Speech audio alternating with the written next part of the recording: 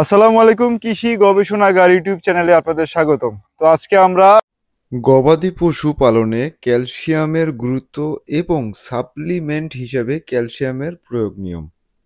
বাণিজ্যিকভাবে গড়ে ওঠা ডায়েরি খামারে ক্যালসিয়ামের ঘাটতি উক্ত খামারের সফলতার জন্য প্রধান বাধাগুলোর মধ্যে একটি হিসাবে বিবেচনা করা হয়। দামি খাবার কিংবা ব্যয়বহুল আবাসন ব্যবস্থা কোনো কাজে আসবে না যদি গাভীকে পর্যাপ্ত পরিমাণে ক্যালসিয়াম সরবরাহ না করা হয়। যদিও ক্যালসিয়ামের প্রাকৃতিক উৎস হলো সবুজ ঘাস, কিন্তু আমাদের দেশে চারণভূমি কম থাকায় এবং শহর অঞ্চলে না থাকায় সবুজ ঘাসের যোগান দেওয়া কঠিন হয়ে পড়ে। তাছাড়া দুধের সাথে যেহেতু ক্যালসিয়ামের একটা গাভীর সম্পর্ক রয়েছে, তাই অধিক দুগ্ধ উৎপাদন ক্ষমতা সম্পন্ন বিদেশি উন্নত প্রজাতির গাভীর জন্য অবশ্যই সাপ্লিমেন্ট হিসাবে ক্যালসিয়াম প্রদান করা জরুরি। ক্যালসিয়ামের অভাবে গাভীর মিল্ক ফিভার নামক রোগ হতে পারে, যা সুচিকিৎসা না হলেও খামারির জন্য ভয়াবহ বিপর্যয় নেমে আসতে পারে। মিল্ক ফিভার আসলে কি? খামারিরা অনেক সময় অভিযোগ করে থাকে যে উন্নত প্রজাতির গাভীসমূহ বাচ্চা প্রসব করার আগে কিংবা পরে পরে পড়ে গিয়ে উঠতে পারে না, হাত পা ছেড়ে দিয়ে মরার মতো পড়ে থাকে। মূলত এটি একটি মেটাবলিক রোগ, যা কিনা ক্যালসিয়ামের ঘাটতির কারণে হয়ে থাকে। এই রোগটিকেই মূলত মিল্ক ফিভার বলা হয়ে থাকে। মূলত রক্তে ক্যালসিয়ামের স্বাভাবিক পরিমাণ থেকে যখন কমে যায়, তখনই মিল্ক ফিভার হয়ে থাকে।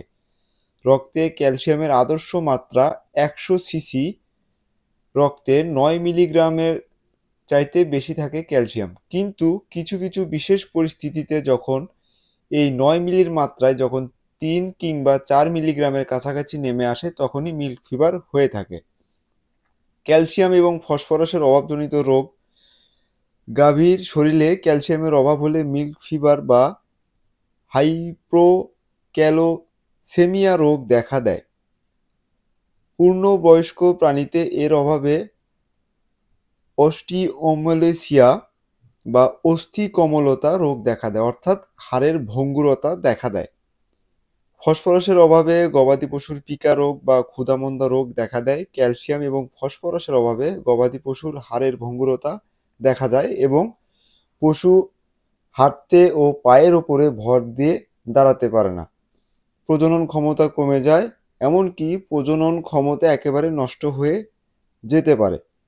তো আমরা ক্যালসিয়ামের ঘাটতি পূরণ করার জন্য সাপ্লিমেন্ট হিসেবে ক্যালসিয়াম সিরাপ ব্যবহার করতে পারি, অথবা ক্যালসিয়ামের ইনজেকশন প্রয়োগ করতে পারি।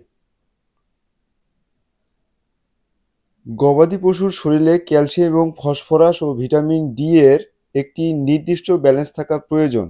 এর ব্যতিক্রম হলে খাদ্য যথেষ্ট পরিমাণে ক্যালসিয়াম থাকা সত্ত্বেও গবাদি পশুর শরীর তা গ্রহণ করতে পারে না। দেখা যায় পশুর শরীরে 3:1 মাত্রায় ক্যালসিয়াম এবং ফসফরাস থাকা দরকার, আর এজন্য শুধু ক্যালসিয়াম সরবরাহ না করে সাথে ফসফরাস এবং ভিটামিন ডি সাপ্লিমেন্ট সরবরাহ করতে হয়। গাভীর দুধে প্রচুর পরিমাণে এই দুটি মিনারেলস থাকে, যা গাভীর শরীর থেকে বের হয়ে যায়। ফলে স্বাভাবিকভাবে গাভীর শরীরে এই দুটি মিনারেল সহ নানা ধরনের ভিটামিনের অভাব দেখা দেয়। গাভীর দুধ উৎপাদন হার কমে যাওয়ার প্রধান কারণ হলো কাঁচা ঘাস কম সরবরাহ করা, কারণ গাভীর মূলত কাঁচা ঘাস এবং সুষম দানাদার খাবার থেকে ক্যালসিয়াম সহ অন্যান্য মিনারেলস গ্রহণ করে থাকে। তাই অবশ্যই গবাদি পশুকে ক্যালসিয়াম খাওয়াতে হবে। ক্যালসিয়াম সিরাপ অবশ্যই গবাদি পশু যখন গর্ভ অবস্থায় আছে তার 3 মাস আগে থেকে ক্যালসিয়াম খাওয়ানো উচিত। কারণ 3 মাস আগে থেকে আপনি যখন ক্যালসিয়াম সিরাপটা খাওয়াবেন অথবা ক্যালসিয়ামের ইনজেকশন প্রয়োগ করতে পারেন। এর মূলত কারণ হচ্ছে যাতে গবাদি পশুর ক্যালসিয়ামের ঘাটতির কারণে মিল্ক ফিভার রোগটি না হয়, এবং এছাড়া ক্যালসিয়ামের অভাবের কারণে ম্যাস্টাইটিস রোগও হতে পারে। তো সেক্ষেত্রে আমরা ক্যালসিয়াম সিরাপ ব্যবহার করব ক্যালসিয়ামের ঘাটতি পূরণ করার জন্য সাপ্লিমেন্ট হিসাবে। আর গবাদি পশুকে প্রচুর পরিমাণে কাঁচা ঘাস খাওয়াবেন, কাঁচা ঘাসের বিকল্প নেই। কারণ গাভীর মুখে দিলে ঘাস, দুধ দেবে 12 মাস। আর এখন আমি আপনাদেরকে যে সকল ঔষধগুলো এখানে দেখাচ্ছি এগুলো সবই হচ্ছে ক্যালসিয়ামের সিরাপ। আমাদের বাংলাদেশে যতগুলা ক্যালসিয়াম প্রস্তুতকারক কোম্পানি রয়েছে, অর্থাৎ ভেটেরিনারি ঔষধ যারা তৈরি করে থাকে যে সকল কোম্পানি, সে সকল কোম্পানির মধ্যে বেস্ট ক্যালসিয়াম সিরাপগুলি আমি আপনাদেরকে দেখাচ্ছি। তো আপনারা এর মধ্যে থেকে যে কোনো একটি কোম্পানির ক্যালসিয়াম সিরাপ প্রয়োগ করতে পারেন। ক্যালসিয়ামের সিরাপ আমরা সাধারণত 50 ml করে দিনে 2 বার খাওয়াবো। প্রাপ্তবয়স্ক গাভীর জন্য 50 ml করে দিনে 2 বার খাওয়াবো, সকালে অথবা রাত্রে।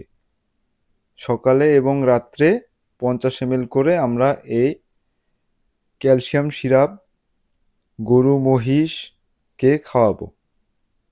তো আমাদের ভিডিও যদি আপনাদের ভালো লেগে থাকে অবশ্যই কমেন্ট করে আপনার মূল্যবান মতামত জানাবেন। আসসালামু আলাইকুম।